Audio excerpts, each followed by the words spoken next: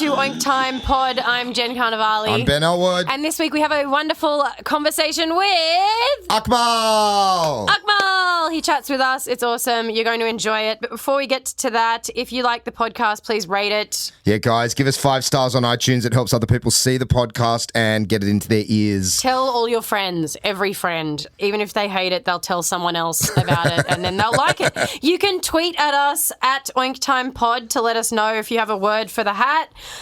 You can tweet at me at Jen_Carnovale or Benny. At Ben Ellwood 11, Elders with 2 L's. And we'd like to thank Young Henry's Brewery because they've been sponsoring us. So thanks, Young Henry's. This podcast is, of course, produced by our wonderful producer, Sean. Yeah. Check out Sean's podcast, In Brackets, with Sean Allen. And he does our theme songs for each episode. Guys, I'm doing a solo Fringe show on the 18th, 20th and 22nd of September. It's called The Unexpected Benefits of a Colorectal Prolapse. You should totally come and see it. It's at the factory in Marrickville. It's going to be great. Yeah, allegedly. Anyway, on with the show. Let's go. Power. Silliness. Power. Silliness. Power. Openly, yeah. Wait, are we, do you mean Nigel Farage or Jeremy Corbyn? Jeremy Corbyn is open anti-Semite. Jeremy Corbyn, UK Jeremy Corbyn. Farage the is leader of the Labour Party in the Farage UK. is a white supremacist. Yeah, no, I know he is, absolutely. Yeah. Driving Jeremy- that giant bus around the UK. It's a frightening time, actually, because it's just like history is cyclical. It's kind of the same things happening, and they're inviting all these alt-right people to talk, and you go, fuck. And young people are too young or are too far removed from the people who would warn them about it. Yeah, that's right. The But that was generations then, are so far, and they feel so far removed that they're like, oh, it's different.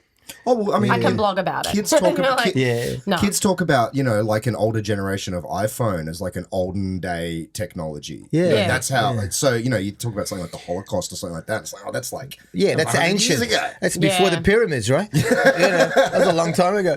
But you got people like fucking Sam Newman, people like in the mainstream who would never have altered, like it would have just been so offensive even 10 years ago. And he's saying, did you hear this interview he did on radio where he goes, we shouldn't allow Muslims because they pray to a different deity to us.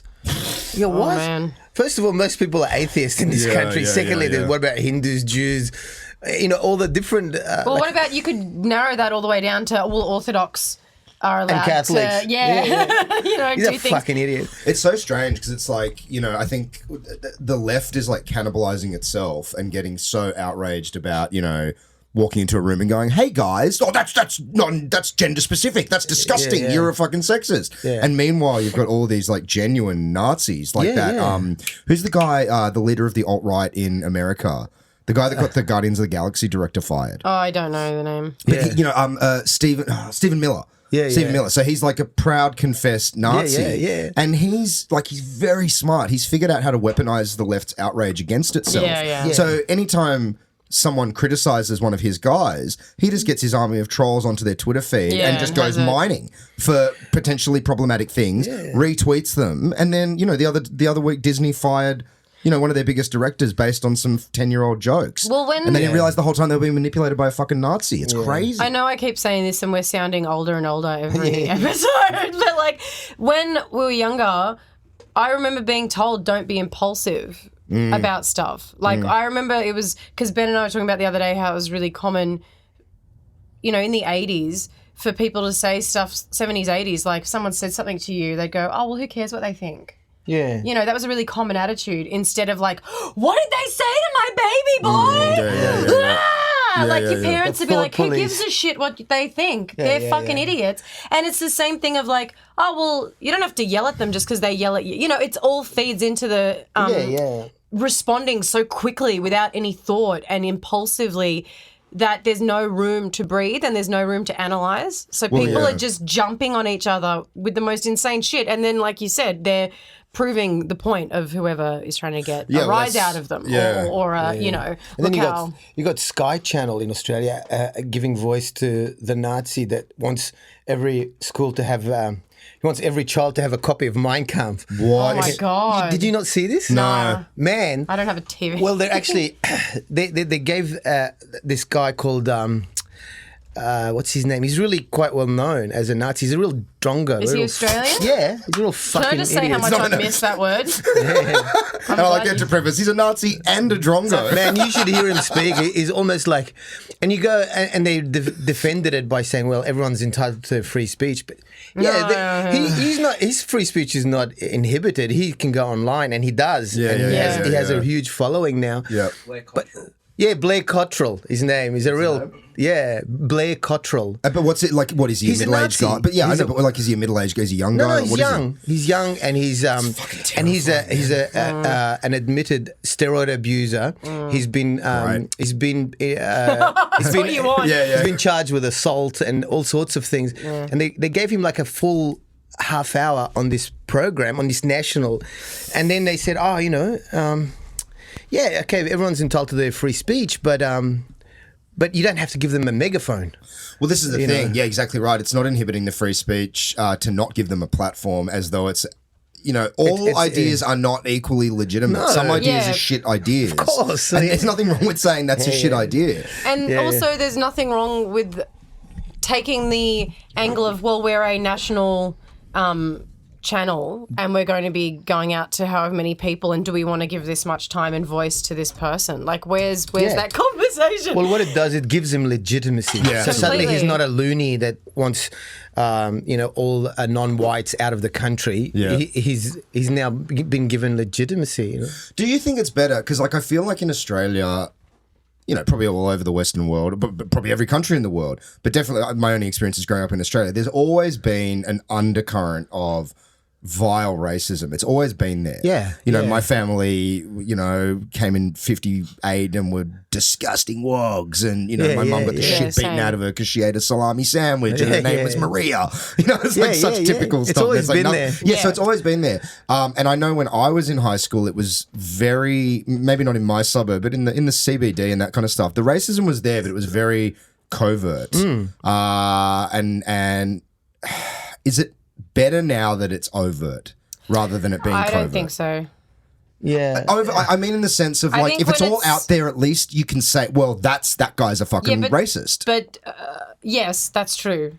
But I think sometimes that removes the possibility of people interacting with people. I don't know. There's responsibility as well. Like, the Nazis began really gradually.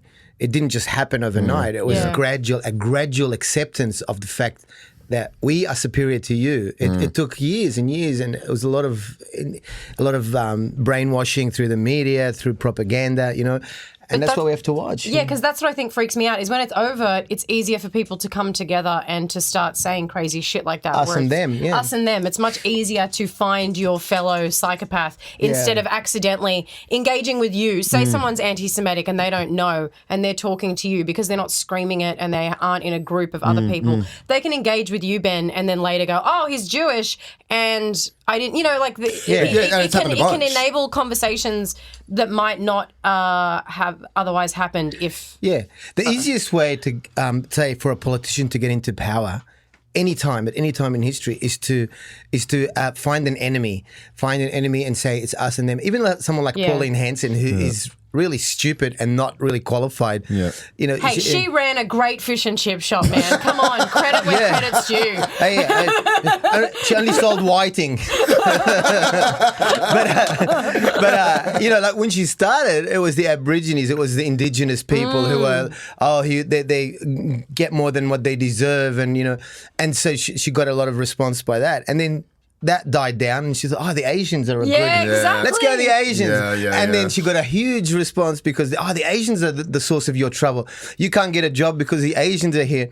And then the Asians are kind of like many generations later, they've been accepted, and people going, now she's found the Muslims, and it's like a discrimination baton race. It's such an easy way to kind of get attention because people want to blame their troubles and their inadequacies on the other. It's never their problem, Of course. Yeah, and it's so weird, like, you meet those people that are like, all Muslims are fucked, except for my Muslim mate. He's all right. But that weird cognitive dissonance where it's that stuff's amazing. That guy's okay, but the rest of them are the awful. rest of them, you're talking about 1 billion people around the planet, and you're talking Muslims who come from such a huge spectrum. Yeah. You got people in Turkey who are, it's a very different Muslim to the Muslims in Saudi Arabia, to the Indonesians, to Malay, to Lebanese, to... Well, it's interesting that we can accept that there's so many different genres of Christianity. It just goes without saying it. The people that stand outside funerals saying, fags burn in hell are a different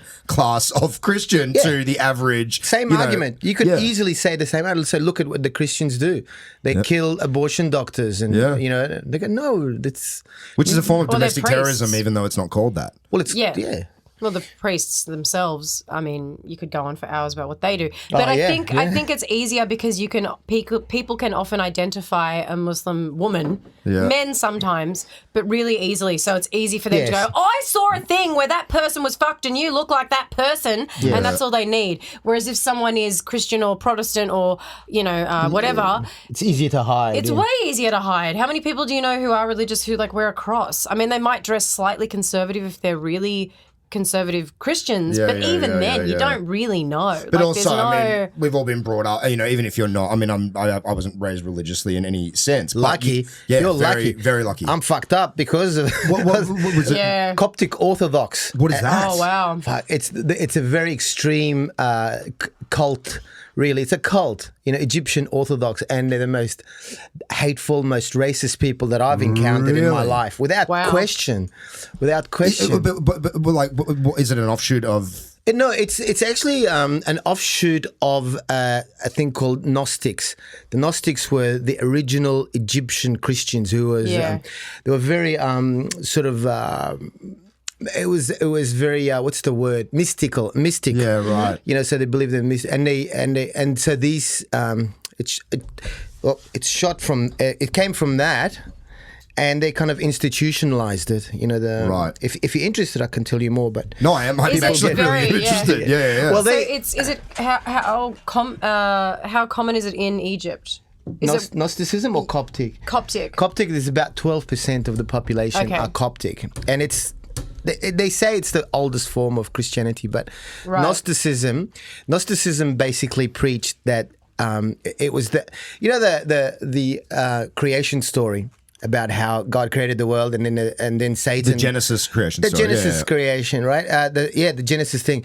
So the Gnostics believed that it was Satan who won, and he took over the world. Yeah, right. And you will.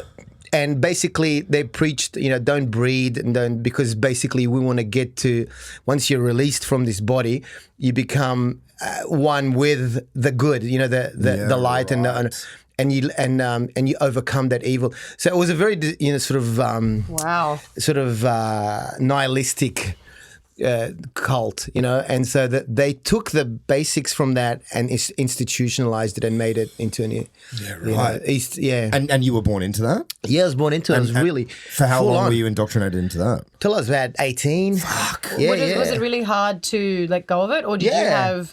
Yeah, because I feel like a lot of young male comics that I've talked to actually have said they've grown up really religious, and they seem to either go one of two ways, where they sort of wake up one day, get really freaking angry and cut off completely from it. Yeah.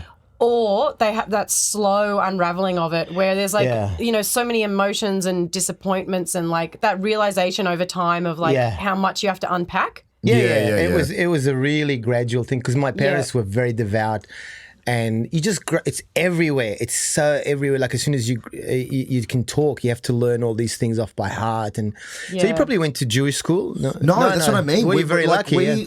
Like my grandparents were, it was Jewish out of respect for what had happened. Yeah. Also, it's your history, your culture. Yeah. And it was more cultural than religious. There was it was like hardcore agnosticism. There was no, in fact, I think if they had to say one way or the other, they would both say, there's definitely no God. Yeah. Like my grandma, and she was the array of light. She was the most optimistic, beautiful human I've ever known. Yeah. But Yeah. her basic, when if you boiled it down, was like, I can't believe in a God that would let kids get put in ovens. I just can't. Yeah. I can't go there. It's so hard to kind of reconcile that. Yeah. Yeah, so I went to a Jewish preschool and we did, dreidel spinning and that kind of stuff. Yeah. But I was never indoctrinated in it. And I think I've said this to you before. The Yeah, older we've I talked about get, Yeah. the more profoundly grateful I am for that. Yeah, Because I yeah, feel yeah, like yeah. Oh, in man. this life, you got to navigate a whole lot of fucking Yeah. demons and you got to do a lot of deprogramming anyway. When I was 5, we went to, I was in Egypt until I was about 11,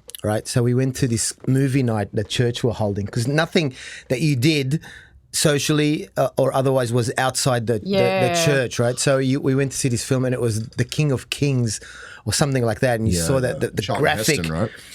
It was.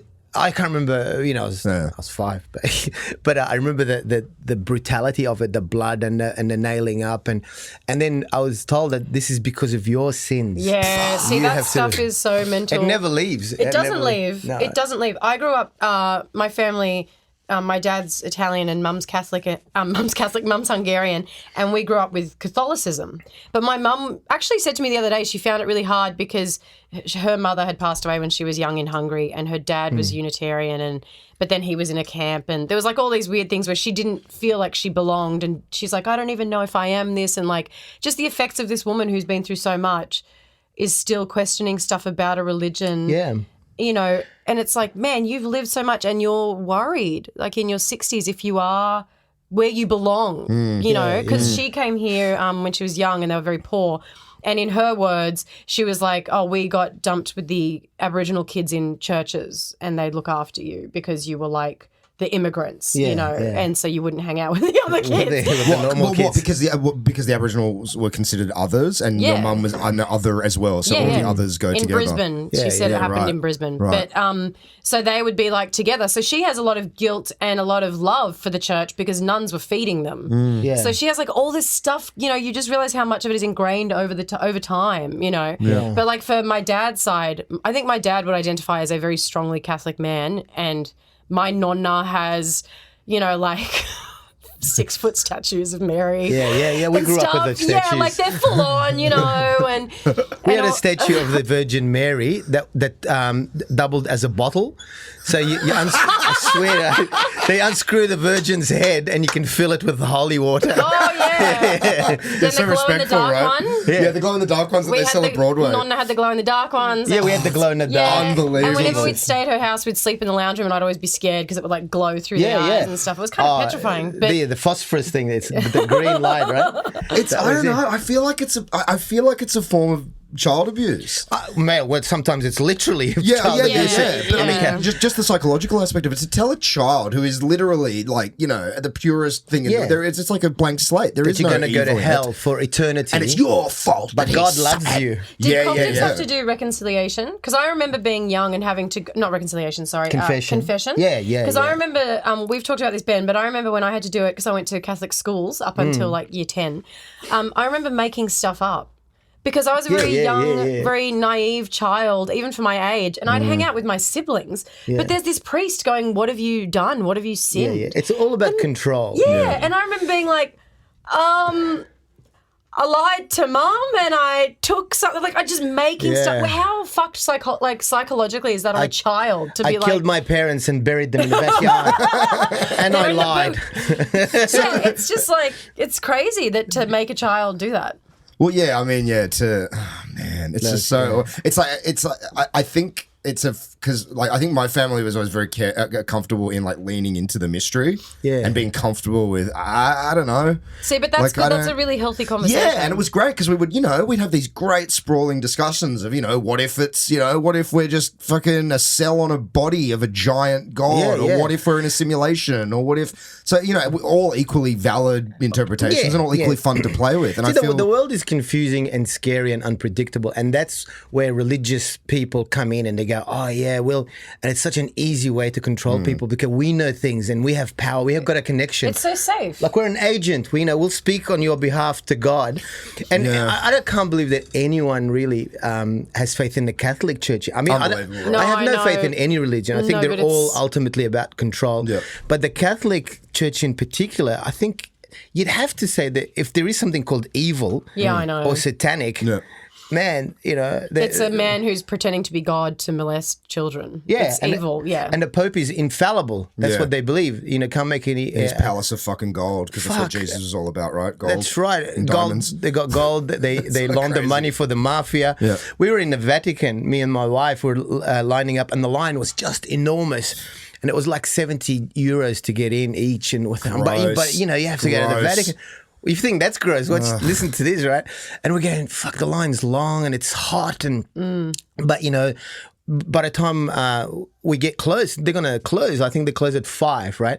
And so these young kids who work for the Vatican, they come in and they say, "Do you want to push in?" And you go, yeah. And they go, okay, will cost you another 70. So you're paying double. To get in? Yeah. Wow. And I asked this girl, I said, why do you do this? She goes, I get a percentage from the Catholic Church. And so they push in for you.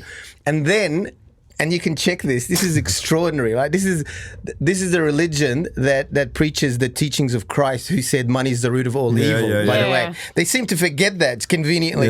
And after hours, you can pay 500 euros and have a private viewing for a maximum of 200 people. Wow. Of the Vatican. Yeah. Yeah, right. So they can let you in if you have that money. It's all about money. Yeah. Because Jesus hung out with all the rich people. Oh, yeah. No, he loved the rich. Yeah, no, Jesus saves and invests. In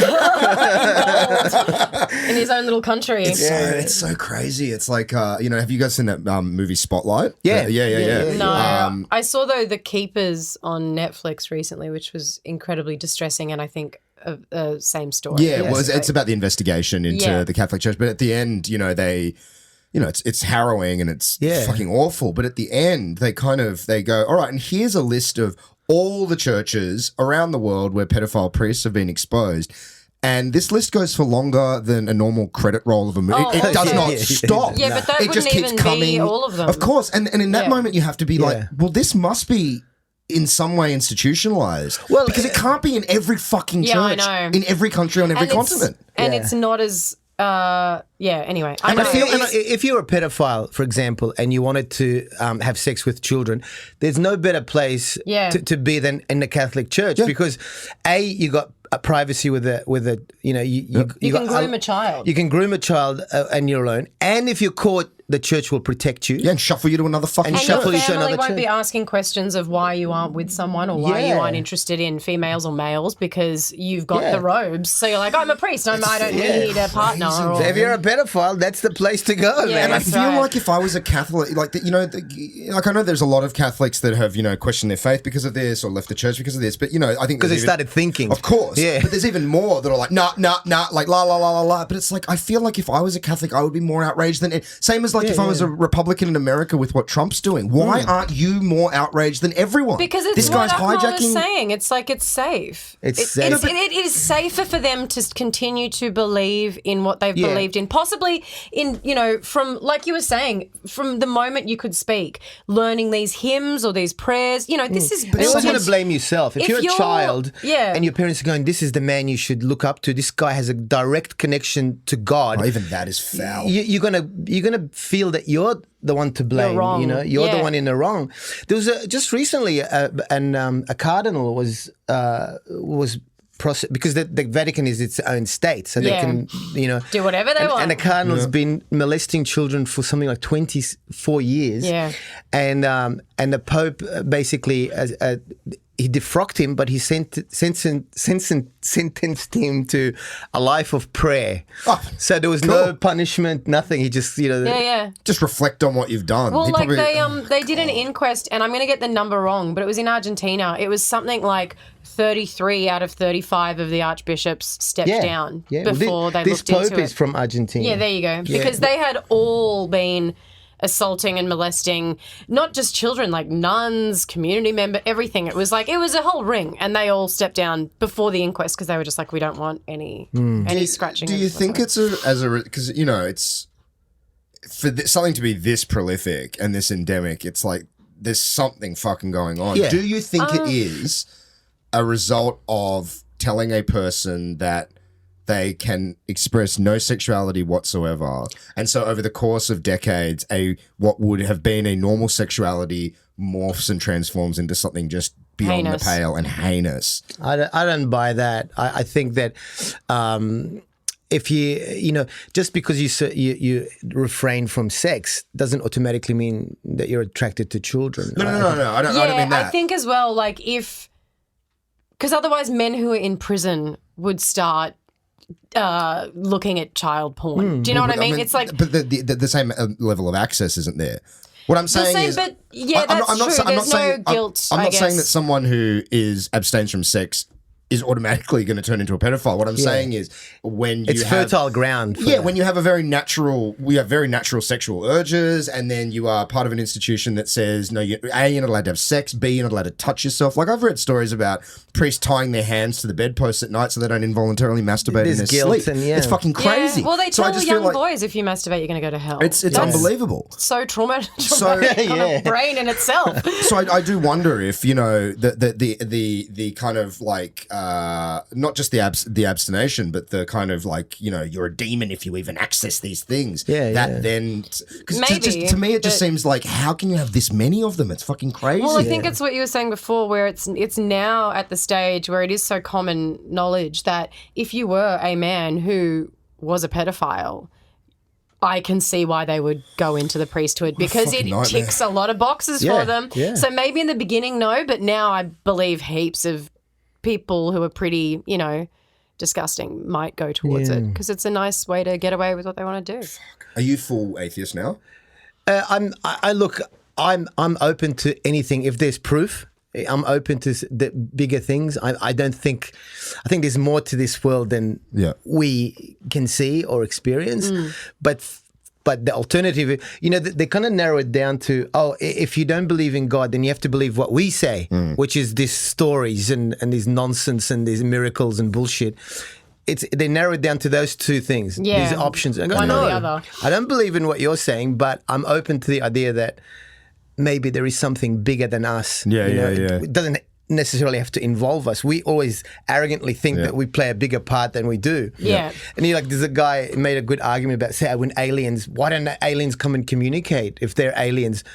And the person responded by saying, that's like saying, why don't we try to communicate to lab rats? Yeah. That's just as rational.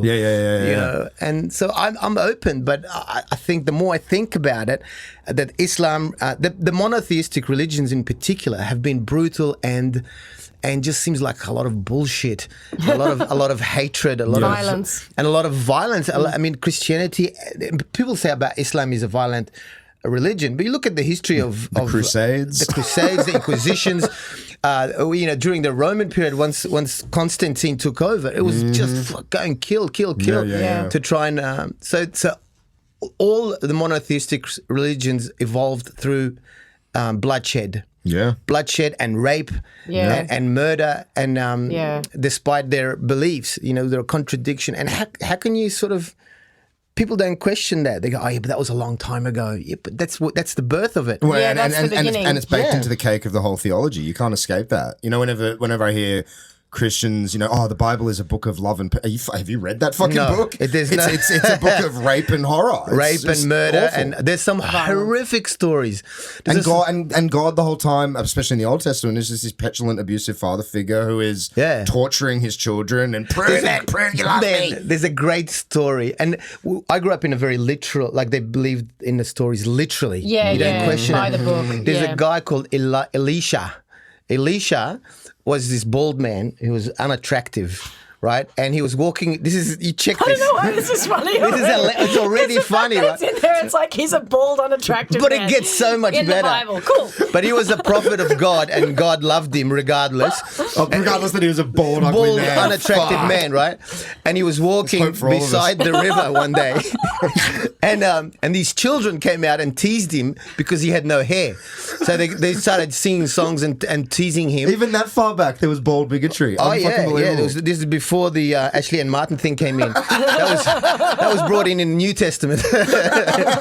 No, but the kids were teasing him. So Elisha cursed the children, and so God, because he loved Elisha so much, sent a group of she-bears. Whoa! And he killed the children. Oh my God. The bears just ripped the children apart, and it goes into this amazing detail about how these children just like their necks were broken. Oh my God! And you go, fuck, what? You know, at what point do your brain go, this might be bullshit? Yeah. Or if it isn't bullshit, I don't want to hang out with this guy. This guy Exactly. sucks. If it isn't bullshit, why are you following this guy? Or I guess you don't learn to question everything you're introduced to until you're much older. Yeah. Like things from your parents. You don't, maybe when you're a teenager you start to, but before that, you know, they're the ones that, if you're lucky, for the most part, should be keeping you safe. So you go, mum and dad know what's best, you know, or nan knows what's best. And That's it's only right. when you get a bit older, and by then you wait a minute. Yeah, but why is a bear ripping his throat out? Well, the Nazis were very religious in their in their nature, the way they evolved, and Hitler was a demigod, you know, and most of the Nazi what do you call them? Like Goering and Himmler, Hitler's guys. they were all Catholics. Yeah. They were all Catholics. Yeah. And only Goering was after the war. Only Goering was excommunicated, not because of the Nazi criminal things that he did, because he was married to a Protestant. Oh my God! Yeah, so they got values, you know. They got, that's true, man. I mean, people are astonished when you tell them that. They go, no, but it's true. But, And so going back to your point, how the millions of people just accepted the destruction of a whole entire race. And they didn't question it. Yeah. Didn't question it out Morally of fear or- and out of selfishness, because their lives improved after Hitler came in. People were working, and they're going, "Oh, this is great." You know, we won't even question it. We But won't. we do it. We do it to this day. Yeah, we all do it. of course we do, yeah. Everyone knows that their iPhone is full of conflict minerals, probably mined by a child. But Yeah. hey, it's really convenient. Uber Eats is really convenient. Oh man, and You know, and it's- it's we all know. psychopath. The people in charge of this world are psychopathic. Absolutely. Yeah, yeah. Like what's his name? The guy from Apple. Steve Jobs. Yeah. Before he died, they said to him, you know, in your factories are quite brutal, how you underpay people and overwork them. And just this year alone, you had 12 people suicide. Yeah. You know what his response was? He said, 12, that's not that many when you consider the population. Fuck. Yeah, check it, man. Fuck. It's unbelievable. This is like a transcendental meditating Buddhist. Yeah. No, he was. That's how he fucking built Yeah, yeah. himself. I'm a vegetarian fucking But Buddhist. you should check it on YouTube. He says, but that's, you know, it was all numbers to him. You Yeah, know? yeah. There's no humanity. There's no empathy. But I think about stuff like conveniences at home in day-to-day life, like people, little things, like people will be like, oh, well, how do you, I feel like a selling point for so much of life is like, no one has time. We're busy, like with everything, like food and this. But then people are spending money on learning how to meditate and learning how to be calm, because we've removed every mindful activity we ever did because we're so fucking busy that we can't cook without 50 things stimulating you, because that's not convenient, because you won't get to the other 20 things you have to do. It's like this fixation with everything being so convenient, but then we're needing to replace the things we've removed that we need as humans. You know what I mean? And also, we've lost the ability for like anticipation. Yeah, it's and- gone. You know what I mean? I want it now. And it's you know, the consumer society and the people in power. And this sounds very conspiratorial. No, I there know are people in power. So I lived in Byron for a while. Everyone's out to get me. So, the people in the like say people like Murdoch who control a big percentage of how we think and our attitude towards things. It's just ridiculous. And so, when you watch the news, it's all about fear. It's all about accidents and death and destruction and, this could be killing you. And so when you watch it subconsciously, by the end of the news, you're uptight and tense You're wound up. and on an alert, that whole, you got no time to think. And that's how people are controlled because they're in a constant state of anxiety and depression, and that's how they want it. And also because there's nothing kind of tangible to fill that hole. Except buying products, things. buying shit. The new iPhone's out. Yeah. Oh, and that'll people make me feel lining better. up. And that's the top story in the news is that people have lined up all night. Yeah, for to a get phone. for a phone that's slightly better than the last one. And you could have got it anyway if you you wasted a night of your life. It's so weird how detached we are from our living reality. Like, Australia is quite a safe country. Fuck yeah, And- but we're all carrying on like it's fucking Beirut or something. It's ridiculous. Yeah, the like amount of fear there's- in this city. There's, I don't remember now. I'm going to say it was Japan, but there was an article and there was also like a doco thing about where in Japan, basically it's really common for parents to get their young children to make their way to school and home again on their own, partially because parents are all working and stuff.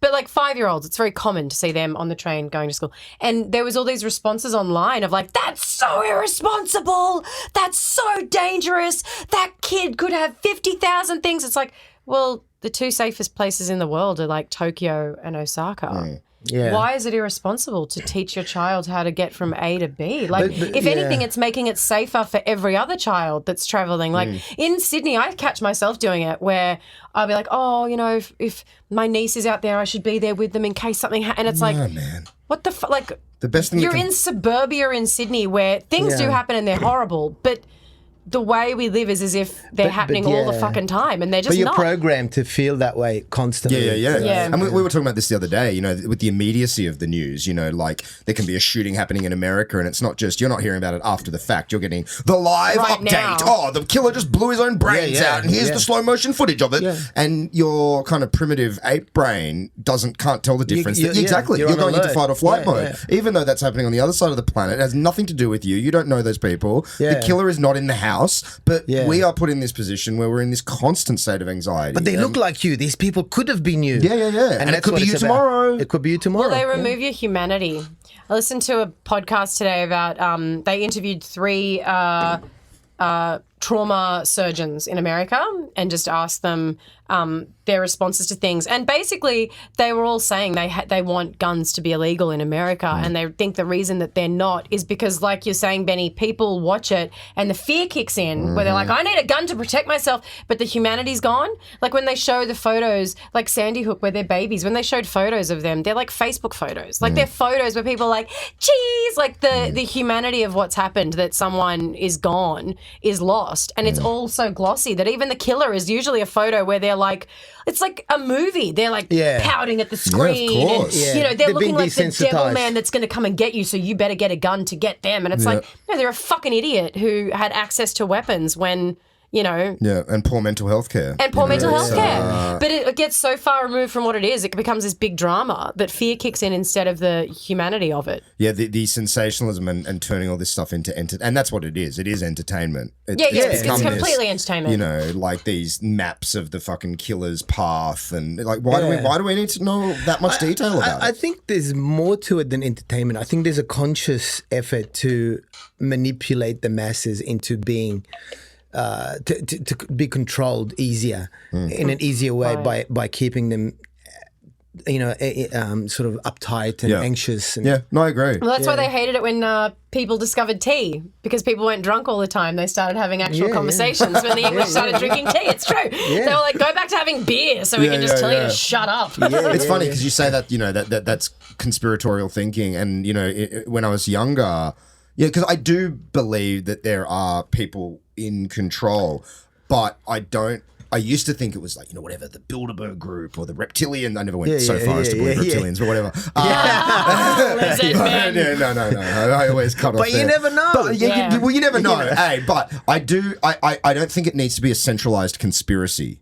I think it's a decentralized kind of thing that has it's like an organizing principle, and it's it just happens this way. The levers of power are controlled by people who. I think you're right. They're completely definitely psychotic. Like you look at like psychopathic, someone like Murdoch, and it's like, when is it enough? But there's heaps of when is psychopaths. it enough? Like, Well, it's have not you got about the enough? money. It's about the control. That's what he gets off on.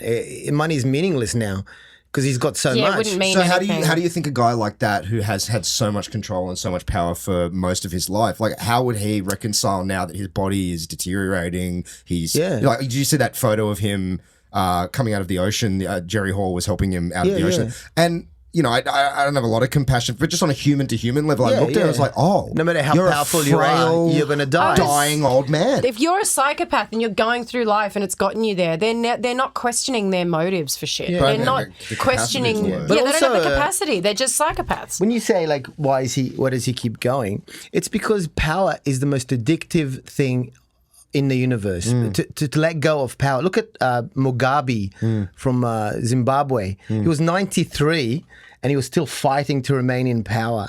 93 and he's got incredible wealth. He's worth $1 billion. I don't know why that's funny. It's just he's so fucking old. He had to be toppled. And the guy in Malaysia is 92.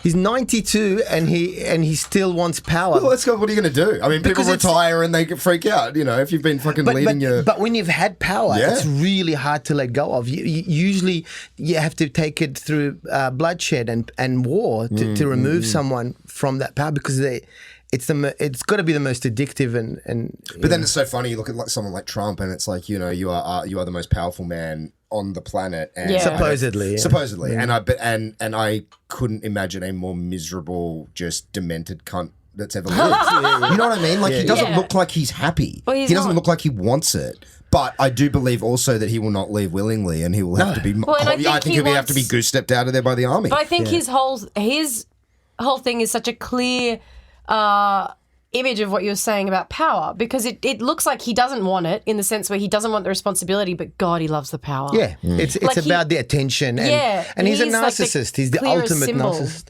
He loves the whole, press Podiums, and he's gallery. the only president who still does Doing the rallies. It's embarrassing. Yeah, but so why does he do it? Because he feels that palpable power. I don't think it's that.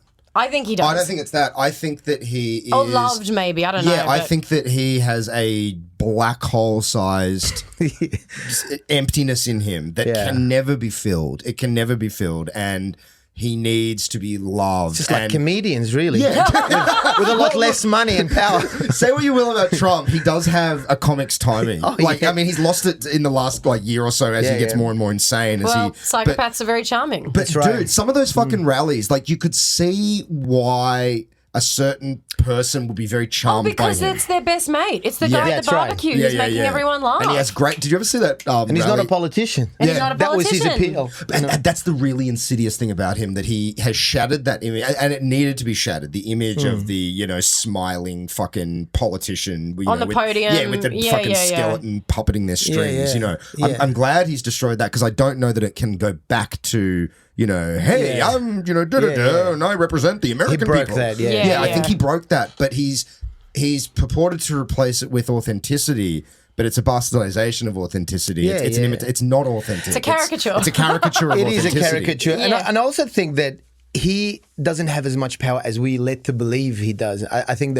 the real power players you've never heard of. The people behind him. Yeah. And I think, if he was going to push the button and the people in the real in the shadows, the men in the shadows, Wouldn't do it. they would just stop him or they'd kill him or they'd assassinate him if he went against what their agenda is. I think that. Yeah. As Killer Mike calls him, the man behind the man behind the man behind the throne. Yeah. And they probably love having him be the face because he's so popular. So I guess they can push through whatever they want while That's people right. are He's a wearing huge their distraction. stupid hats. Yeah. He's a distraction. To me, he kind of blew out the water these concepts of 9/11 was an inside job and stuff, because I feel like if that stuff was actually true and he knew it, he'd be the first to be on TV going, no, 9/11. But they'd kill him. They'd kill him if they got a hint. If it was an inside job and he was about to blab, they would have just shot him. Yeah.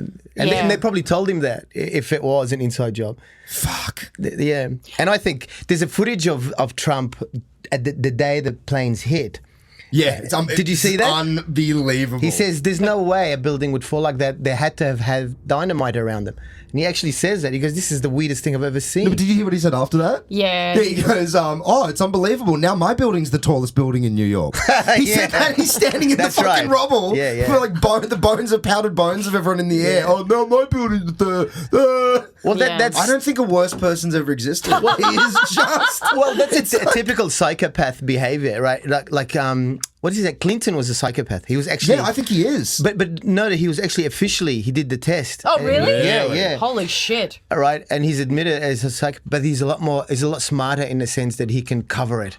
He can smarter than him, fake yeah. sincerity. Dude, I've been listening to this amazing podcast called Slow Burn. Their first season was about Watergate and Nixon, and now it's about Clinton and Lewinsky. Yeah. I had no fucking idea. Like, he was already under investigation for sexual harassment before he hooked up with Lewinsky. Like, what is that? Is that? It's because it's either A, I am so powerful I can do whatever the fuck I want, no one can touch me, or it's I'm a dirty boy and I'm going to do something really fucked and hopefully I get discovered. It's all about my pleasure. It's all about what have you done for me. There's when he was governor of Arkansas, he wanted power so much, and there was this whole spate of crimes by black people. So there's this black kid who'd been, this story? Where they came up with the term super predator? What? No, there was this kid. He was like 17. Yeah. And he was mentally disabled, and Clinton stepped in to make sure that he got executed. He gave right. So he was this dark. kid, right? Yeah, they gave him his last meal. It was like he got a pecan pie, and he had no idea that they were going to kill him. So Yeah, he couldn't comprehend. he said no. He said, "I'm gonna wait. When I come back, I'll have this pie." Oh, Poor baby. Yeah. And that was Clinton stepped in to say, no, I want him killed so he can look like he's strong. This podcast has gone in a very different direction to how I just realized.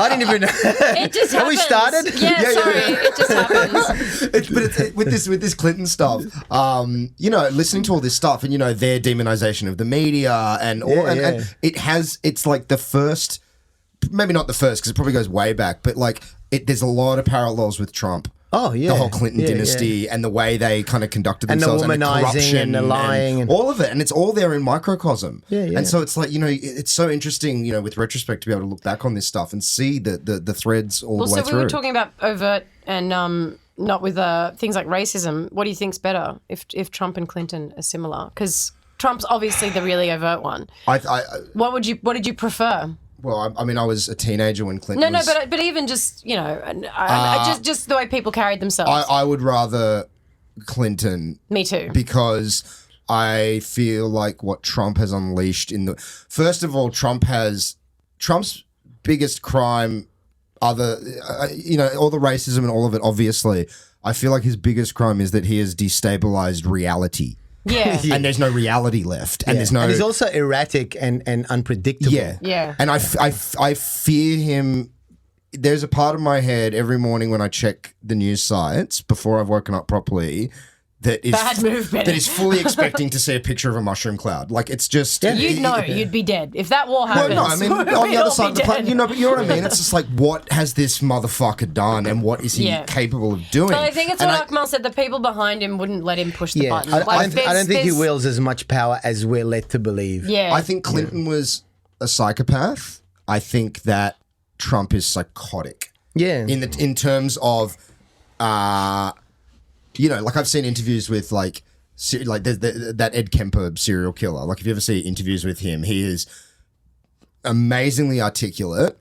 Within 10 minutes, you start feeling very uneasy because you find yourself charmed by him. Yeah. He's a great storyteller. He's very funny. Yeah. And I remember I saw that the first time when I was 19. And it blew my mind apart because in my head, it was like my conception of a psychopath is foaming at the mouth and crazed. Yeah, It's the opposite, So if Clinton is a psychopath, like, he's in that mold.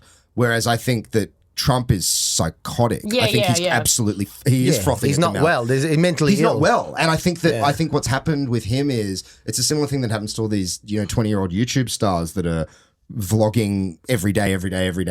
Is after a while they can't tell the difference between themselves and the character anymore. Yeah, and he is in front of a camera 24/7 and has been forever. Yeah, and you see interviews with people that knew him from 30 years ago and they all say he's not the same Trump. He used to know that he was playing this bombastic character. He whereas still now thinks he's on reality TV. He calls the White House the set. Like, it's crazy. Yeah, that's so insane. fucked up. Yeah. That is fucked up. Should we go to the hat? Yeah. It's been Okay. We normally go to the hat quickly, but Okay. we No, all this got is fucking great. so engrossed. Yeah, but so did Ben tell you? You get to pick a word. Yeah. Let's go to the hat. Let's see if we can fucking let's Talk see where more this about- goes. Wow, Auschwitz.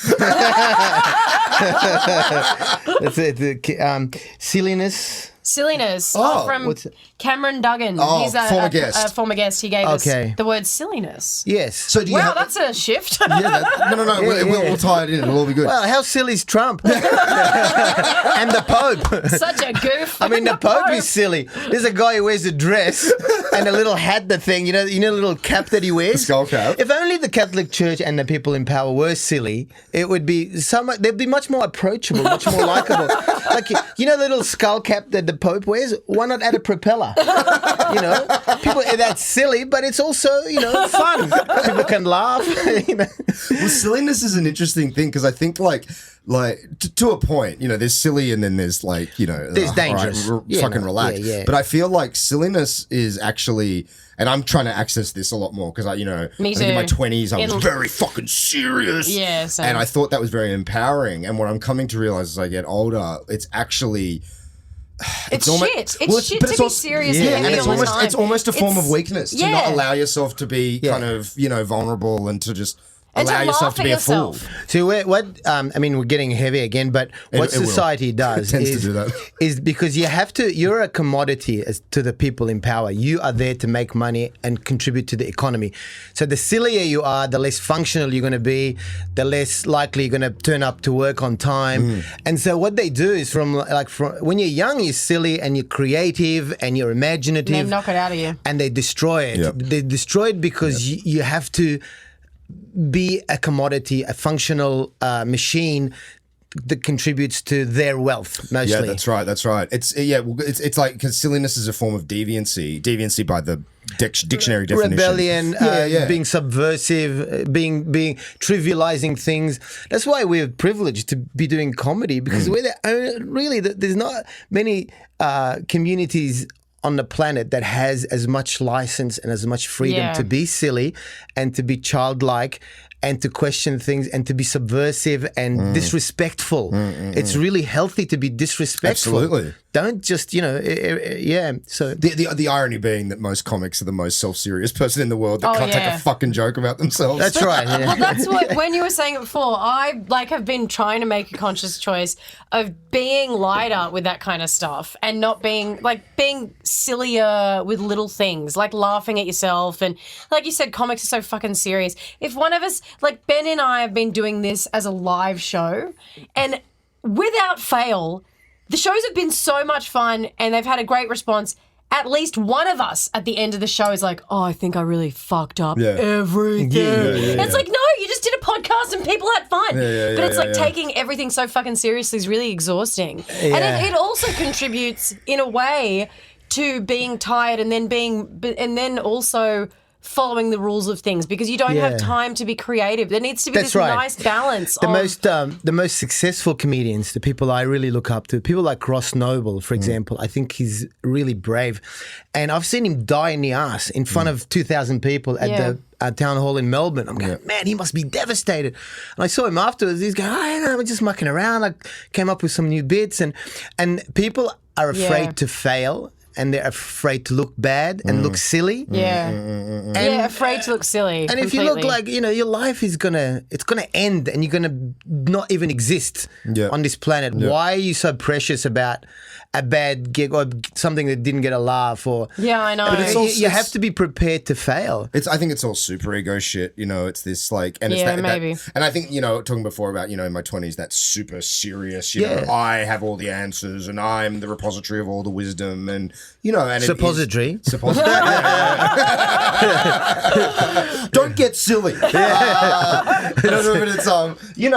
it's and it's exhausting. I see friends of mine around the similar age that haven't kind of broken out of that. Man, and I know comics. I won't mention any names, but they've been doing it for 30 years, and I swear, for 20 years they've had the same 30 minutes. And this is because their fear of looking bad, their fear of not killing, their fear of failing or looking silly.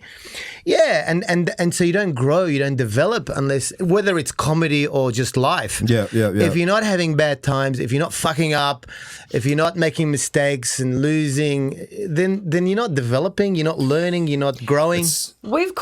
Ben and I have caught each other at gigs where it's like, I want to try something new, but I don't know if I can do it here. And then the other one's going, there's like 10 people. Yeah. I think. And even if there was 1,000. I think it's a great time. So like what? Ross, What's the... Ross Noble, it's that thing of like, just try it. And then if it dies, it's a gig. Like you're not at war. We forget, It's interesting this car because it's like I took a year and a half off stand-up and got back into it at the beginning of this year. Knew you'd be back, Betty. Yeah, well, for a while there, I was convinced I was done. Like, I really did. Yeah. And what I came to realize was, my dream when I first did my first gig in 2005, my ultimate dream was to do gigs the way I walk into a lounge room full of my friends. It's like, this happened to me today. And blah, blah, blah, blah, blah. That's good. That's great. And not really know. Because I'm funniest when I'm got my back against the wall and I feel like I'm surrounded by bullies and I need to out-funny my way out of the situation. Yeah. If I'm trying to recite bits, I fucking suck. Comics aren't actors, if they have to stick to a script. I know.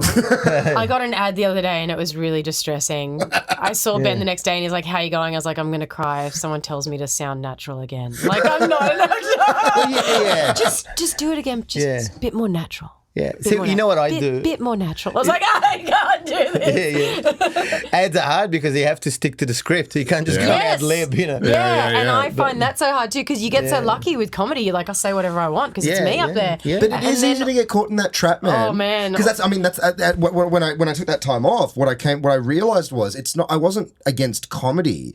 What I'd become was everything that I'd originally disdained in comedy. Where I was getting up, better do the safe set, better do that. And it's like, for me, that's so creatively unfulfilling. And it doesn't matter. You can have 1,000 people cheering after every bit, but if you don't feel it in your soul and your guts, it's like, shut the fuck up. Yeah, you lost the joy. It becomes your bag of tricks. Yeah. And you got these tricks that work. Where's the fulfillment? Where's the growth? Yeah. Where's your evolution as a performer, And then you get lazy and then all of a sudden the timing shifts a little bit because you're lazy and you're just reciting it. Yeah. You've got no heart. It's got no heart. It's got no spontaneity. And even if you get a great response, it's still not as great as it should be because you're just reciting it. Yeah. You're just reading a monologue. Do you still feel like with the profile that you have that you've got that license to be playful and fuck around on stage? It's so ironic. I was much more of a risk taker when I started. Yeah. Really? I used to just get up. Sometimes I wouldn't touch my material. And sadly, I think that's kind of gone a little bit because, when people come to pay, they pay to see me. I feel a huge expectation to do well. Yeah. So it's a trap in a way. I'm spontaneous up to a point, but no, I'm not as creative as I used to be when I had nothing to lose, or when people.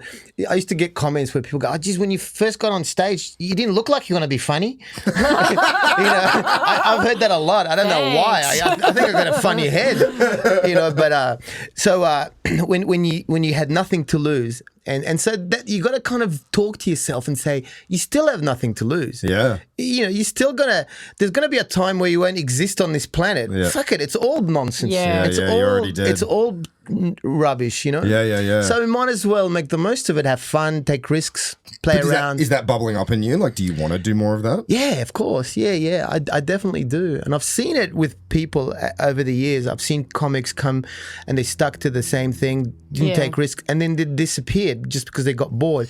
And then I've seen the reverse. See, Louis C.K., I know he's in trouble now, but... he's in trouble. Do not mention that name. I'm triggered. He's in big trouble. It's just so hard to now because he's back doing it, right? Yeah. It's so hard to watch him and not think of him wanking. Yeah, like whatever he's saying, you stop listening. I know. A friend of ours, one of his biggest credits is he opened for Louis on his Australia tour, and I had to bring him on stage as the MC, and I was going to do it, and he's like begging me, he's like, please don't fucking mention that name. At least it wasn't Cosby. But just to use him as an example, he talks in an interview about how he was just a circuit comic. And then he got to like 40 or something. And then he thought, you've heard this? Yeah. And he said, that's it. He just was so bored with his act, and he knew that he was going to kill with it if he wanted to. And he went on stage with nothing.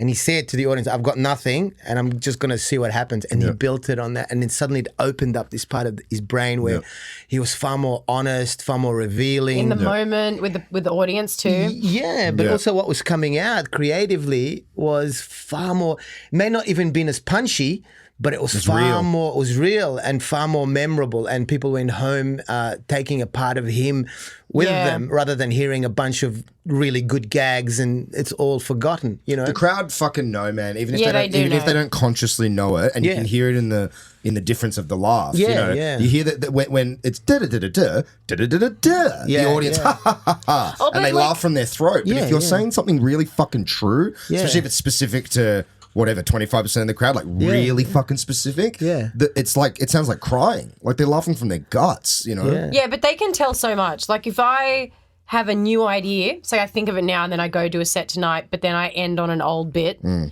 they know. They know. Yeah, so if the new bit's good, they are with you and they're so with you and they're laughing so hard because your adrenaline's going because you're like, holy shit, this bit's working. And then they're like, oh, I've got another 10 minutes. I'll just do this older thing. And you can almost hear it. You can almost see hear the you click. see them go, And they don't even know why.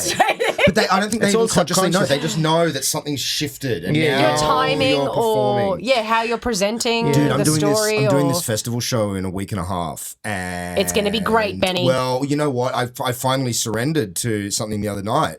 Like I had this break. It's all in line with what we're talking about. Yeah. For the last 3 months, I've been sitting there at my computer like, now it is time to write a funny show. Yeah.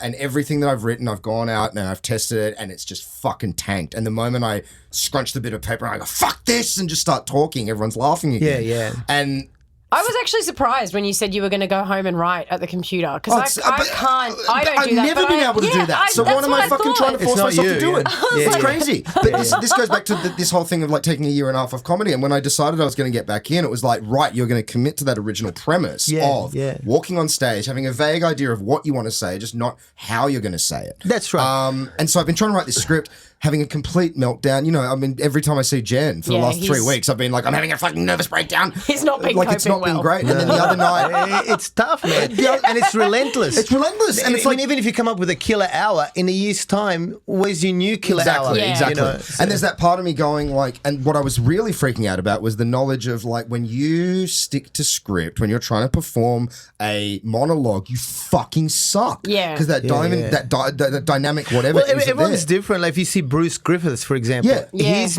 like, or Stephen Wright, who I worked with, he was one of my idols, but he couldn't ad lib to save his life. He couldn't break out. It was so almost autistic, you know. And so everyone's brain is different. Everyone has a different rhythm. I'll tell you the most valuable thing that I learned from comedy, and this might sound obvious, but it really, once you hear it, you go, fuck, of course.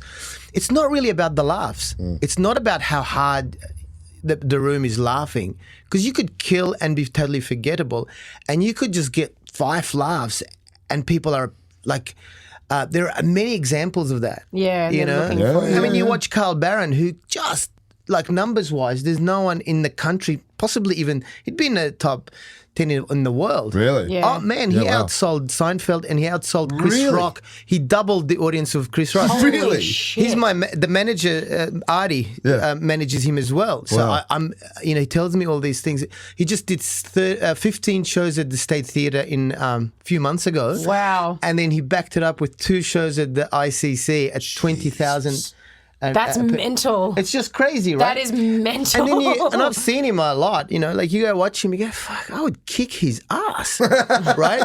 In terms of the laughs. Yeah. But it's not about that. Yeah. It's not about, it's about the connection you make with the audience. It's about that spiritual thing that transcends the amount of laughs or how hard they laugh. It's bigger than that. All these things are secondary to what you bring to the stage spiritually. Is it a spiritual thing for you? Well, it's, if you can use that word, it's a hard. No, because I feel like it is. Like, for me, I feel like it. It is. You know, when you get them, and it's like we're all one. When you open yourself and become vulnerable, and then it becomes, it doesn't matter about whether how many laughs you get or how many, because they're not counting how many laughs. They're just experiencing you. Yeah. And they're with you. And they're with you. And I've seen people come and go that absolutely destroy, but you couldn't. It's all forgettable. It's like a parlor trick. It's It's hilarious, but who was that guy again? Yeah, and then you watch right. someone like who's the girl who's just taken Hannah Gatsby. Oh, Hannah, yeah. Now that show's not even, it's not, but she's touched a nerve with it. She's connected with a huge She amount could of have added people. a few more gags, but that's all right. Yeah. But that show has won everything there is to win. Yeah. And it has less laughs than, say, who Then a lot of who shows. kills. There's a lot of people who just killed and are shallow and have no depth. Yeah. And you don't know anything about them at the end of it. I think it was Lenny Bruce that said, comedy's about getting a reaction, and it doesn't always have to be a laugh. No, it as can long just as be you're an getting emotional reaction. Yeah. Sometimes hate is a valid Yeah, fucking I was reaction. going to say, that's why people always say, like, I did a big gig for, like, all these law students at a theatre not long ago with Rathy, Dan Rath. The greatest. And we were both freaking out because just before us, one of the students had gotten up and was like sitting down. He wasn't a comic and was telling these law stories and was sort of like sauntering on the stage, and people were eating it up. And I was like, oh, Rath, they are going to fucking hate me. And he goes, yeah, good. Yeah, divide them. Yeah, good. Yeah. He goes, yeah, that's all right. That's a response, Jen. That's all right. I was like, thanks, Rath. How did you do? That was great. Yeah. Because they were like, oh, comedian. But I think back to that thing I was saying, like back against the wall thing. I think all not all comedians, but I think there's a very kind of thread of this through it of like we've all been experienced bullying or having to outwit our way out of situations, and I think the fact that you went on stage already kind of like, oh, they're my fucking I was enemy. a little bit aggressive. But But it was fun. It was really fun. But it's about the experience. I bet you they remember that experience, Yeah. I mean, you don't want to make will. a career out of it, but every now and then it's That angry small woman. yeah. Well, That's all they take Well, away. look at what's his name, the guy that Jim Carrey played. Andy Kaufman. And Kaufman, yeah. he's a fascinating person because he took it beyond stand-up. It became high art. Yeah. And that people didn't know they were involved in the show. I mean, I don't know. Yeah, he was Have you ever crazy. seen the doco I'm From Hollywood about his wrestling career? No. Yeah. It is beat for beat one of the funny. Anyone listening to this should watch it immediately. It's fucking brilliant. Yeah. Because how he became like he declared himself the intergender wrestling champion. What a madman. Oh, unbelievable! And everyone was in on it. But he was like creating this giant. He fooled the world, and it was only years later that came out that everyone was in on it. But he was renting like cable access shows out in Texas before his matches, and to the people of Texas, I'm Andy Kaufman, the Jew from Hollywood, and I'm here to teach you how to use soap. There's a great interview with him. He's really young, he started wrestling women, and he's on like Fox News. Not Fox News, but what's his name? O'Brien, or the guy that got sacked for his sexual harassment. Bill O'Reilly. Oh, Bill O'Reilly. And Bill O'Reilly is this right-wing Christian guy. Yeah. And he's really kind of putting him down. And he's saying, why do you wrestle? Why do you have to wrestle women? and Andy goes, because I prefer wrestling women. It's much more fun. And you see how Riley's just looking, just staring, going, what the fuck? My favorite is it was a headline in the New York Times. Kaufman threatens to buy NBC and program 24-hour wrestling. Yeah. I mean, that's just that everyone was like, and apparently he's off, in his house just cackling. Just going, I can't believe everyone's fucking he would have been having the best. And he was like the Kramer of the day. Like he was one of the biggest sitcom stars of all time. So it seemed to the outside world that he was completely losing his fucking mind. But it was all this. I mean, he arguably was kind of losing his mind. Well, in a way, but not the way they thought. We had to be a bit loopy, but You'd have to be a bit loopy anyway to be doing that.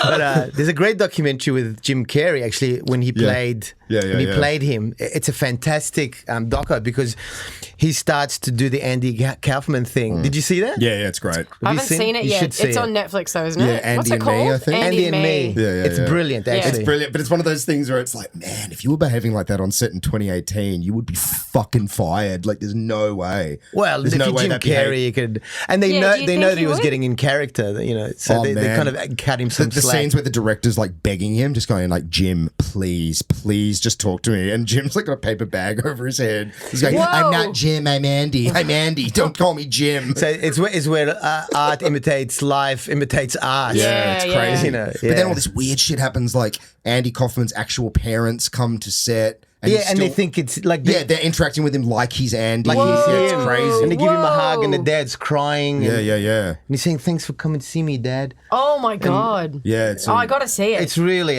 quite brilliant, actually. Yeah. he's a fascinating guy, Jim Carrey. Yeah, I love he's that he's bizarre. gone into all. Have you seen all these clips of him like on red carpets now? Where they'll ask him, like, so who designed your jacket? And he's like, we're living in an infinite, ever-expanding universe. None of this matters. You're not real. Yeah. Yeah. But he touches on that at the doco. At the end of it, he just says, "The whole thing's crazy. I don't really get any of it." Or Is it him looking back on it? yeah, Yeah, cool. But, No, I think he's talking about life. and- he's just talking Yeah, about yeah. life. But yeah. Right at the end, there's a really the guy must have left the camera on, and he almost. It's not all like an afterthought. Yeah. Because he's very different in the rest of the doco. And he just says, there's no point in anything anymore, I don't think. Whoa, Does that ever get you sometimes? Oh, yeah, of course. Like, do you ever, because I feel like but that's it's- not necessarily a negative thing. No. Yeah, I I just agree mean with the that. awe of it all. Just like, what the fuck is all this? Yeah, I think I'm a big fan of George Carlin. If you haven't got into George Carlin, Oh, yeah. he's great, right? And there's but his books are really good too. Like he says things like, the whole thing is just fucked up. There's no don't look for don't have too much expectations because the whole thing's fucked. So just live it, make the most of it, enjoy it as much as you can, and accept that it's unfair and it's chaotic and it's unexplainable, and you're gonna die. Yeah. So I try and have that mentality and add fun to it. So I try and be like, well, it's so ridiculous. It doesn't so mean you it might has as to well be just... devoid of fun. Yeah. That's the thing. It's all so crazy and it's all mental and, we're all just going to see what happens. Yeah, don't look for justice. It's a weird ride. I think that's the thing. It's like, everything's so geared right now towards, like, you are somehow entitled to move through your entire allotted 85 to 100 years of life without ever feeling a negative emotion, without ever feeling sad, Yeah, which is without so ever being ironic uncomfortable. because entitlement usually makes people feel miserable. Like the feelings that they say make people feel happiest is telling yourself how lucky you are. Yeah. And how fortunate or grateful or whatever you want to call it. But if you focus on those things, those people are generally happier because they're like, course, man. how lucky are we can sit and do this. But if you're sitting there going, oh, it's really fucked that you had to come in and, the light broke or something. I don't know. But it's that weird cycle of obsessing over what you're entitled to because you're not happy, and it just makes them people so much more miserable. There's a lot of pressure to kind of be happy all the time. You're right. Yeah. You're right. It's just stupid. I mean, I remember when I was very depressed, and it sounds negative on the surface, but it was it got me. I think it really got me through. A few But not very just bad that. years. Not just that. When you do come out of it, you're much more. You have much more depth. You have much more understanding that you didn't have before you experienced that. You need to be scarred up a bit. Yeah, I mean, it's almost important to kind of. Well, go in through some that. weird way, it's like what you're saying with gigs when it's unpredictable and you take a risk. Not that being depressed is taking a risk, but you've learned something from it because you've experienced it instead of being stuck in a monotonous. It learnt me how to be able to shift perspective. Like the other day, I went to the dentist thinking it'll be $100 for a quick checkup. And I walked out with a $1,200 bill because I'm grinding my fucking teeth to dust every night, and I need a dental plate. No, And- you need some sedatives, some Xanax or something. I'm sorted on the sedatives front. I think it's the lack of sedatives that causes the grinding. That's what I mean. Yeah. I'm a big fan of the pharmaceuticals. See, I'm not a pharmaceutical drugs kind of guy. They kind of I know my personality. But are you on antidepressants at all? or? No. I've just got I'm just like anxiety and stress wrapped in skin. But you can control that through medication. I mean, if it's the right medication, you can have a much better quality of life. You're still going to experience those highs and lows, but you're going to be much more functional. Are you medicated? Yeah. Antidepressants? Yeah. Yeah, right. Yeah. And what, it just kind of... It just makes me more functional. Right. So I don't exaggerate things in my head. It doesn't, there's a limit, and it hasn't, it's hard to know if it inhibits your creativity or not, but I figured there's no point, you're not going to be creative if you're dysfunctional. Yeah. Well, I have a girlfriend who went through a really bad patch of anxiety and depression and stuff. And my girlfriend had started being, she was medicated, but she'd found a medication that actually worked for her. Yeah. She's since slowly come off it. But when I was talking, I was like, I think that's great. But our other girlfriend who was with us was like, I don't think you should be on anything. Yeah. You should stop. And she said, oh, but you don't get it. Like, it's not numbing me. It's just putting me where you are. It's just sort of... But don't give advice unless you're a medical practitioner. I know. But even if you are, shut the fuck up. You're not going through what I'm going through. Yeah, and also, we discussed that thing of like, does it limit your creativity? Because this girl is also a comic. Yeah. And she said, well, no, because if it does in some weird way, I'm not noticing it. What I would notice is not being able to get out of bed for 3 weeks. Right. That's limiting your creativity. There's a difference between there's a difference between feeling sadness, and we're all sensitive people. Yeah. That's why we do this. So we're gonna experience sadness because we have empathy. Some people don't have empathy. Those things are gifts and a burden at the same time. Yeah. But there's a distinction between that and being completely just paralyzed. Yeah, but unable to function. And unable to get out of bed, or you're anxious, or you don't want this life thing to continue because it's going, fuck, not again. Or it's like really destructive to all of your relationships or your friendships. Everyone doesn't want to be around you and you don't want to be around people. No. Because it's work to be sociable when you're in that frame of mind is really hard. People don't realize that. I think there's that. I think, especially in the arts and with comics as well, there's this kind of, myth of like, the tortured artist and you need to be fucked up to be creative or funny or whatever. Yeah. And I think a lot of people lean. I know I did. Oh, I did. I was going to say when we were both younger. Yeah, when I was in my really 20s, I was like it. that. And now I fucking hate it. Because I've seen so many people I love bullshit as go well. through such distressing lows. Yeah. Like mentally not okay, not well, not coping. And it's fucking romanticized. It's romanticized and it's pointless. Me to tears. Because you're not going to be productive when you're like that. There's no way you're going to sit down and find the joy in the tragic, or you can't see past your nose half the time. You're just like, I can't move, and that's it. There's no point. No. Tom Waits talks about that. His first couple of albums. I mean, all of his albums are brilliant. But he really finds his voice. I think could be wrong, but I think it's Blue Valentine. It's like the fourth album or something where it's like, that's Tom Waits. Yeah. And that was the album where he'd given up booze. Right. And he talks about how before that he had this romantic ideal of like, oh, it's so fucking great to be plinking on your piano, crying into your whiskey. It's like, no, it's not. It fucking sucks. Yeah. And the moment he ditched all that is when his true voice became really emerged. Creative. Yeah, of course. I totally believe that. Yeah. Do you miss any of like the mania or the highs or lows that you used to have? I didn't have many highs. It's mostly lows. Do you miss the pit of shit that you could pull really.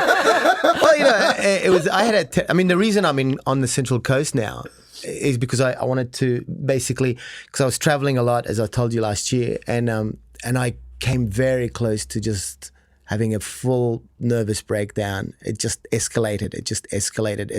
It kept getting worse, and I kept trying. Like I get to the gym, and I get to the gym, and I go, oh, fuck, I don't want to see anyone, and just get back in the car, go home, and it was just spiraling out of control.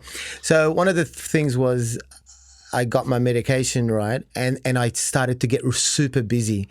I thought I have to get my mind, and it really helped. Now I'm well again, and I'm ready to go back and repeat the cycle. Yeah. But how does it go being someone who is recognised when you're in a state where you don't want to be fucking talking to people? I would have a heart attack. Yeah, I couldn't cope. I would have a... Oh, man. It's worse when you're actually physically sick. The other day I had the worst flu. Like my nose was dripping. I had the sore throat. And I'm travelling to the Gold Coast and my eyes were puffy and I had a sore chest. I'm going, oh, fuck, how am I going to get through this? I'm sitting in the lounge and I go, hey, get your You're a funny bastard, eh? Oh, geez, go and tell us a joke. Yeah, that's it. Tell us a story. There I'm you go. barely just standing up. And then I had a photo. And the photo must have looked awful. Like, see, I'll be like that forever. Puffy-eyed. Look at I, yeah. Yeah, That would be Before you brutal. died, you know. But yeah. That would be so hard. Oh my god. But the manic thing is different. Like I'm a huge fan of Spike Milligan. Yeah. And Spike Milligan had the mania, and that's a very different thing. And that's where you get like true genius, like people who were like. What's it called now? It used to be called manic depression because you used to bipolar. go bang and then you just go you're on a high and your creativity's going. Yep. Van Gogh, all those people who reached that level. Yeah. But fuck, you got to. Well, the lows. I mean, the lows would be, like, yeah. we've had friends who've pretty openly had episodes around both of us. No. And when they're high, they're fun and they're social and they want to change the world and we're all going to be going overseas and we're all going to do that. And then when they're low, it's just like, man. It's the other extreme. Oh, Yeah, man, yeah. it's so hard to see. Like, I understand why it might be a bit... I understand why the high of the mania might keep them from getting medicated, and that's everyone's individual choice. Yeah. But also, the lows are so The frightening. low is so fun. Remember that year very or scary. year and a half where I completely disappeared from our entire social circle? Yeah. Because I was just, I was at the bottom of a fucking shit pit. Yeah, and I could yeah. not get my way out. Yeah, yeah. But, It's hard. refused to It's a seek any spiral. kind of help because it was like, well, this is where my creativity comes from. Also, mania is horrible too. Like, I mean, I don't think I'm as manic as a lot of people, but I've definitely had bizarre episodes that have affected Ben and a few other people. And it's like, it doesn't feel good upon reflection. Yeah. Like, It looking doesn't. back, it doesn't yeah. feel like, I was so free. And it feels like, oh, fuck, wow, it's I've got to confusing. piece that shit back together now. Yeah, you know? yeah, Like, But also you experience these things because you are sensitive, and sensitivity is a gift. And if you weren't sensitive, you wouldn't be producing art or creating comedy Yeah. or whatever. You just wouldn't be capable of it. Yeah. So it's a price to pay. To every action, there's an opposite and equal reaction. Yeah. So Do you think that sensitivity can also, if you don't figure out how to like harness it. harness Yeah, it or yeah, or compartmentalize it, it can control turn to it. callousness. Sometimes I find like, if I'm feeling very empathetic on a certain day, but I'm feeling raw and I see a person in need or I am needed by someone, it manifests in my head as get the fuck. Like I always say to Jen, I feel like a fucking chip surrounded by seagulls. yeah. Like everyone Yeah. wants a fucking bite and I've got nothing left for you. Yeah. But it's like, and it's days like that where it's like, I wish I could just turn it off. Yeah, That it wasn't yeah. there. But then at the same time, I wouldn't trade it for anything because No, what's the alternative? You're a fucking, I had that emotion not that long ago because of that ad. I was exhausted. It was like a full night shoot thing, which I've never done before, and I went to work the next day. this was an audition or the actual It was an gig? ad. Yeah, It was right. that they booked me for, probably should have. It's fine. It was a great experience. Live and learn, get paid, it's all right. But I went and did a job the next day, and as I was going into the job exhausted, my first thought was, why is everyone in this place so fucking needy? Yeah. Like, I don't have anything for you. Yeah. And that was just me being, weird because it's like, they're needy, but I'm choosing to engage with it. I'm choosing to talk to them for 10 minutes about something that, do you know what I mean? It's but it's you that also weird... have to take care of, one of my You friends. have to protect yourself. Yeah, as one of my well. friends put it great. without She was- blaming other people She was as like, well. you need to put your own oxygen mask on before you help the person next to you. And it's Yeah. fucking true. Well, like if I'm on empty, I can't fucking do That's anything. right. for you. Everyone has their own limitations and capabilities and gifts, and and like you see Michael, like Robin Williams. I've Like, been that really one hurt, man. Yeah, I know. Yeah, me They too. don't normally hurt, but that one really That one fucking really hurt. hurt. Yeah, that one sucked. Because why? Because you connected with him on an emotional level. Yeah. You Who, actually- who doesn't have, even if you didn't like Robin Williams, No one, who doesn't? No one didn't. Yeah, I know. But it was like that thing of like, who doesn't have a warm memory of that guy? Yeah, and yeah. you'd be Yeah. hard pressed for him to walk down the street and not have everyone be like, oh Yeah. my God, I love you. But I just finished his biography, or his biography, and it's, I recommend it. It's really good. It's a real insight into, he just had this boundless giving. Like, Yeah. he always wanted to be around people, and they actually sort of energized him. Yeah. But everyone's different. Like there are other people who feel the opposite. they can only give so much, and then they have to retreat to recharge.